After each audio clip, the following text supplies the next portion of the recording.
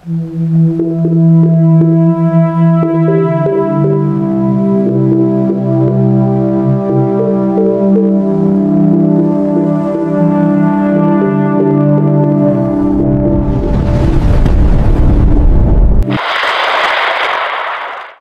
araw po sa inyong lahat. Date sa low pressure area Miyerkules, ika-10 ng Disyembre taong 2025.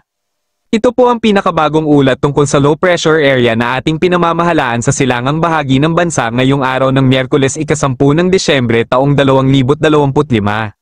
Sa kasalukuyan, ang LPA na dating nasa silangang bahagi ng Luzon ay bahagyang lumipat patungo sa Visayas at kasabay nito, napansin din na bahagyang humina ang kanyang pamumuo. Dahil dito, bumaba na rin ang tsansa na maging ganap na bagyo ang nasabing sistema. Inaasahan nating dahil sa paghina ng kanyang pagbuo, tuluyan na itong maglalaho sa mga susunod na oras.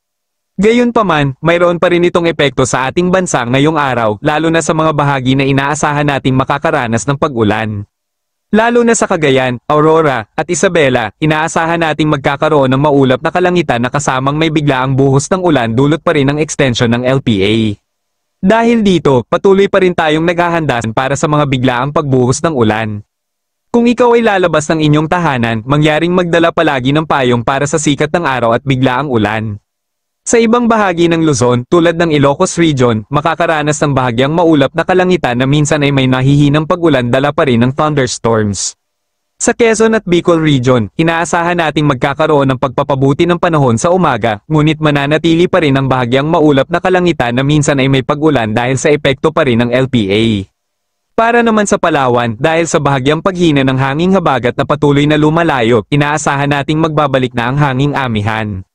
Kapag tuluyan ng naglaho ang LPA sa silangang bahagi ng bansa, inaasahan nating magkakaroon ng bahagyang pagbuti ng panahon sa Palawan ngayong araw, ganon din sa Visayas at Mindanao. Sa mga rehiyong ito, makakaranas ng maaliwalas na panahon sa umaga o may pagsilip ng araw, ngunit mananatili pa rin ang bahagyang maulap na kalangitan at kalat-kalat na pag-ulan, lalo na kapag dumating ang hapon at gabi. Kaya't manatiling alerto tayo sa mga biglaang buhos ng ulan na dulot ng LPA na inaasahan din nating maglalaho sa mga susunod na oras. Kapag tuluyan ng naluso ang LPA na ating pinamamahalaan, hindi natin inaasahan ang posibleng pagbuo muli ng masamang panahon sa kasalukuyan.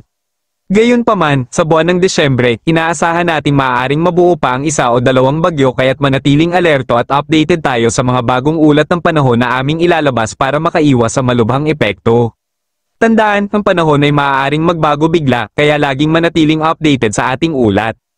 Bukod pa rito, batay sa ating pagtaya sa mga susunod na araw o linggo batay sa tropical cyclone threat potential, maaaring mabuo muli ang isang low pressure area sa silangang bahagi ng Mindanao.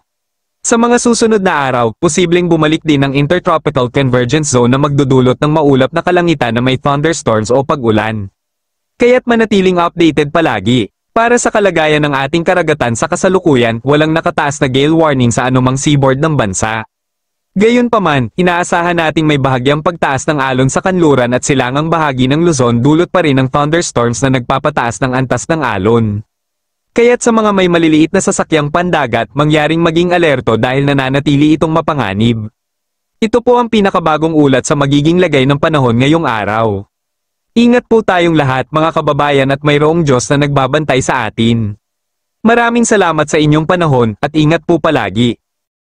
Dumako naman tayo sa ating partner para sa mga karagdagang impormasyon sa loob ng ating bansa. At para naman sa maging lagay ng ating panahon, bukas araw ng Miyerkules, so mostly medyo may mga pag-ulan pa rin po tayong mararanasan. At mostly po mga light to moderate yung mga pag-ulan nito. Kaya kapag tayo ay lalabas, huwag pa rin natin kalilimutan yung mga pananggalang natin dito sa mga pag-ulan nito. Samantala, dito naman sa bahagi ng Ilocos Region, magiging bahagyang maulap hanggang sa maulap yung ating kalangitan. Posible pa rin po yung mga isolated na mga may hinang pag-ulan or pag-ambon. And sa nalalabing bahagi naman ng Luzon, ay may possibility pa rin ng mga biglaang pag-ulan, pagkilat at pagkulog dulot ng mga localized thunderstorms. Agwat ang temperatura dito sa Metro Manila ay mula 24 to 31 degrees Celsius.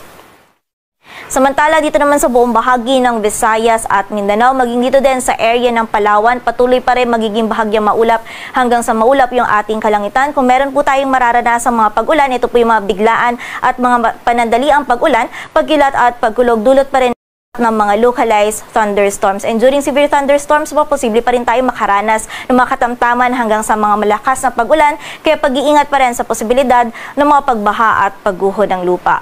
Agwat ng temperatura sa Cebu ay mula 26 to 31 degrees Celsius at sa Davao naman ay 24 to 34 degrees Celsius. Dito sa Metro Manila, ang sunset ay mamayang 5:27 p.m. at ang sunrise naman ay ng 6:10 a.m.